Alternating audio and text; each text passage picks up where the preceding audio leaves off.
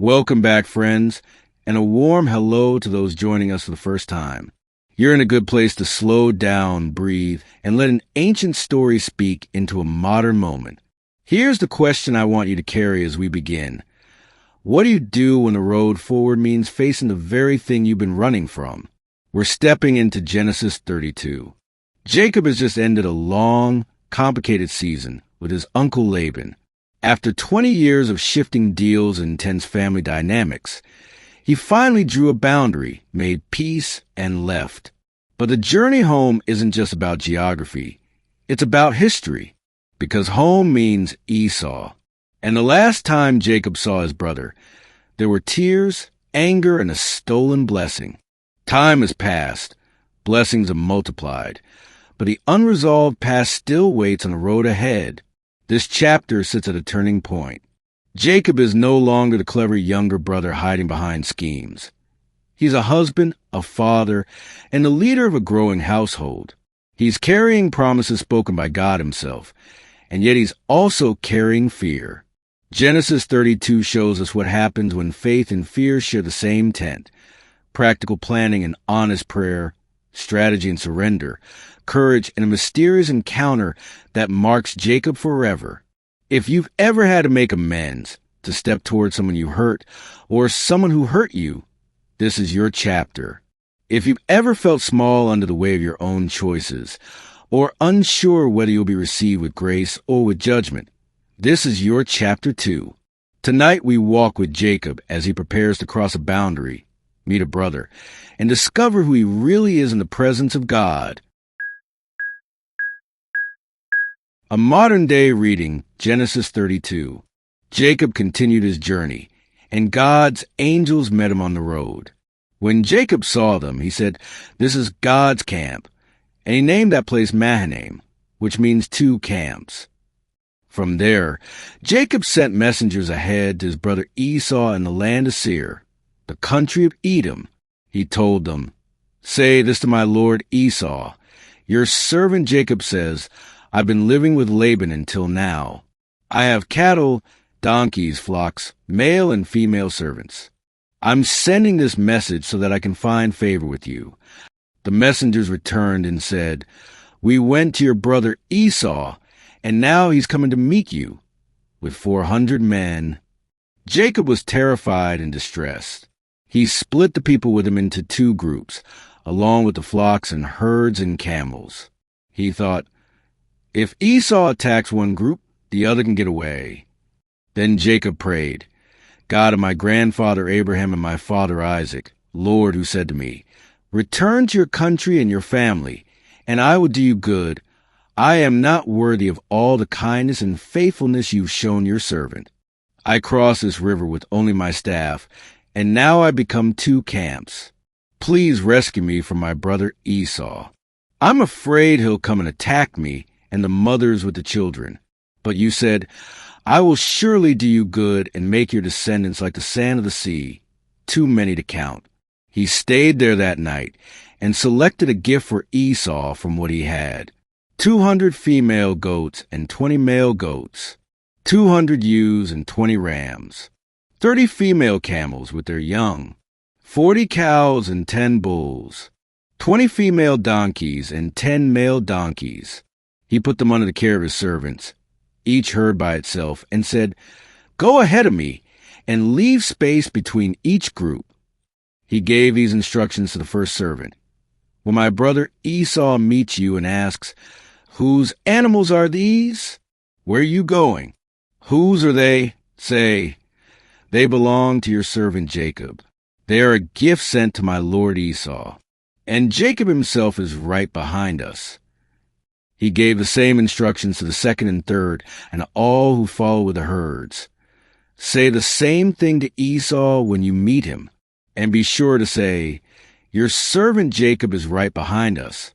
Jacob thought, "I will calm him with the gift that goes ahead of me. After that, I will see his face. Maybe he will accept me." So the gifts went on ahead of him, and Jacob stayed in the camp that night. During the night, Jacob got up and took his 2 wives, his 2 maidservants, and his 11 sons, and he crossed the ford of the Jabbok River. After he had helped them across, along with everything he owned. Jacob remained alone on the far side. A man came and wrestled with him until daybreak. When a man saw that he could not overpower Jacob, he touched Jacob's hip socket, and Jacob's hip was wrenched as he wrestled. Then the man said, "Let me go, for the day is breaking." Jacob said, "I won't let you go unless you bless me." The man asked, "What is your name?" "Jacob," he replied. The man said, "Your name will no longer be Jacob, but Israel, because you have struggled with God and with people and have prevailed." Jacob said, "Please tell me your name." He replied, "Why do you ask my name?" And there he blessed Jacob. Jacob named the place Peniel or Peniel, saying, "I have seen God face to face, and my life was spared." The sun rose as he passed by Peniel, and he was limping because of his hip. That is why, to this day, the people of Israel do not eat the tendon attached to the hip socket, because God touched Jacob's hip at the tendon. What speaks to me first in Genesis 32 is how honest the chapter is about fear. Jacob gets real news. Esau is on the way with 400 men, and the text doesn't pretend he's brave. Jacob is terrified and distressed. That pairing matters. Sometimes faith is not the absence of fear. Faith is what we do with fear. Jacob does two wise things. He makes a plan and he prays.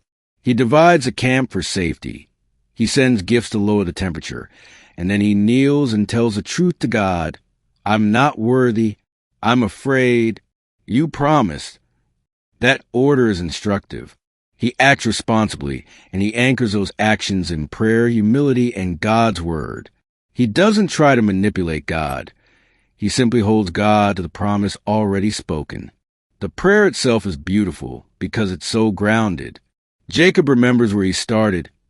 "I crossed this river with only my staff," and he names where he is now, 2 camps. Gratitude and dependence sit side by side. That's a healthy spiritual posture. I see what you've done, and I still need you now. He also prays specifically, "Rescue me from my brother." Vague anxieties begin to shrink when we name them plainly before God. The chapter invites us to pray that way, clear, honest, rooted in memory and promise. Then comes the wrestling. The Bible doesn't give us every detail we might want. It doesn't explain exactly how the stranger appears or why the struggle lasts all night. It simply tells us that in the dark, on the far side of the river, when Jacob is alone, a man wrestles him until daybreak. I hear 2 quiet truths in that scene. First, transformation often happens in solitude. After the plans are set and the prayers are prayed, there's a personal night where no one else can carry us. Second, God is not threatened by our struggle. The one who meets Jacob allows a contest, even seems to invite it, and then marks Jacob with both a blessing and a limp. There's mystery here, but it feels like the mystery of grace. God lets us contend with him so that we will cling to him. The touch to the hip is striking. With a single gesture, the stranger shows that the outcome never depended on Jacob's strength. The blessing does not come because Jacob overpowers God. It comes because Jacob refuses to let go of God. "I will not let you go unless you bless me." That sentence is not defiance. It's surrender sharpened into perseverance. In other words, Jacob stops grasping for advantages and starts grasping for God. That shift is the heart of the new name. Your name will no longer be Jacob, but Israel, because you have struggled with God and with people and have prevailed. Jacob means heel grabber, the one who reaches, angles, and strategizes to get ahead.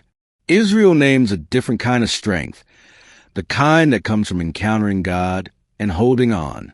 The chapter suggests that identity changes not when life becomes easy, but when we meet God in the struggle and receive his word about who we are. Jacob still has to meet Esau. The circumstances haven't changed yet, but Jacob has. He crosses the river in the morning light with a limp and a blessing. The limp says, "I am no longer self-reliant." The blessing says, I am no longer self-defined. Both are gifts. I'm also moved by how the story brackets itself with angels and reconciliation. At the beginning, Jacob sees God messengers and names a place 2 camps, as if to say, my resources here, God's resources there. At the end, after wrestling, he names a new place face of God, and he walks toward Esau. The arc is clear. From counting camps to seeking God's face, from calculating safety to risking reconciliation. God doesn't remove Jacob's responsibilities. He still sends gifts, still takes steps toward his brother. But the center has shifted. He's no longer bargaining his way through. He's moving from a deeper assurance. God is with me. So this is how the chapter speaks to me. Make a thoughtful plan, pray an honest prayer, and then expect that somewhere in the dark, God will meet you. Do not despise the night where you feel alone. Do not mistake the struggle for abandonment. Hold on to God until a blessing is spoken, and don't be surprised if you walk away differently. Marked by humility, tethered to grace, still limping, but finally free to face what you feared. The past may still need to be addressed, amends still need to be made, and relationships may or may not be restored. But a new name has been spoken over you, and that is the truest thing about your future. We've all seen this happen when someone knows it's time to face a person from their past, and everything in them wants to avoid it. Think of the adult child who hasn't spoken to a parent in years. A wedding is coming or a grandchild is born, and the invitation forces a decision. Like Jacob, they make a plan, bring a trusted friend, set a time limit, choose a public place, and they also pray, God, help me tell the truth without trying to win. They're not pretending the pain never happened, and they're not showing up to perform. They're showing up to be faithful, to make room for whatever peace is possible. We see it in workplaces, too. A supervisor changes targets, moves deadlines, shifts expectations. The kind of instability that kept Jacob on edge with Laban. Eventually, an employee decides, I can't keep living like this. They prepare calmly, gather emails, clarify the facts, request a meeting. But before they walk into the room, they do their own version of Jacob's prayer. I'm not worthy of your kindness. I'm afraid. You promised to be with me. Help me act with courage. It isn't about crushing the other person. It's about standing in the light. Sometimes the outcome is reconciliation. Sometimes it's a dignified exit. Either way, God meets them in the honesty. We've seen this in recovery. There's a step where you make amends, except when it would cause more harm.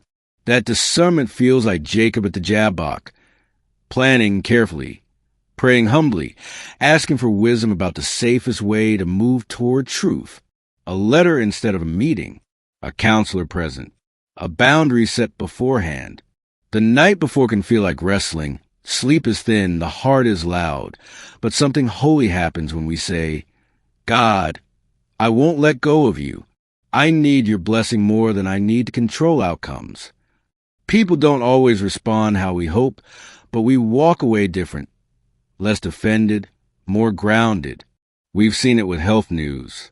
A diagnosis arrives, and suddenly the future looks like Esau approaching with 400 men. Fear surges. The plan and the prayer come together. Second opinions, a treatment schedule, a list of questions to the doctor, and also a simple, honest prayer. Be with me. I feel small. Give me daily bread. The circumstance doesn't vanish overnight, but people speak of a strange peace, a strength they didn't know they had, the blessing that doesn't erase the limp, but carries you while you learn to walk with it. We've seen it in marriages and friendships. A couple reaches a stalemate, old hurts, familiar arguments. One night, someone says, I'm done trying to out-argue you. I want God to change me. That's wrestling. They find a counselor, learn new patterns, confess small dishonesties that kept them stuck. The relationship may not feel magical the next morning, but something shifts, less grasping, more clinging to God. They start crossing little rivers toward each other with humility instead of strategy. We've even seen it in church life. A community is divided. Leaders and members pray, name their fears, set up healthy guardrails, clear processes, share accountability, and then move toward one another with gifts of good faith. Not every conflict dissolves, but the presence of God becomes more tangible than the anxiety in the room. People say, I felt seen, I felt guided, I felt free to tell the truth. And sometimes the person we must face is another person at all. It's our old self. We return to a hometown, a memory, a habit, and realize, I can't outrun who I've been. Like Jacob, we end up alone with God, asking for a new name that fits who he's making us to be. The limp that follows is not shame. It's a reminder that strength is no longer self-invented. It's received. In all these moments, the pattern holds. Make a wise plan, pray an honest prayer, and expect a wrestle that leads a blessing. Not because we overpower life, but because we refuse to let go of the one who holds us. Let this be our wake-up call.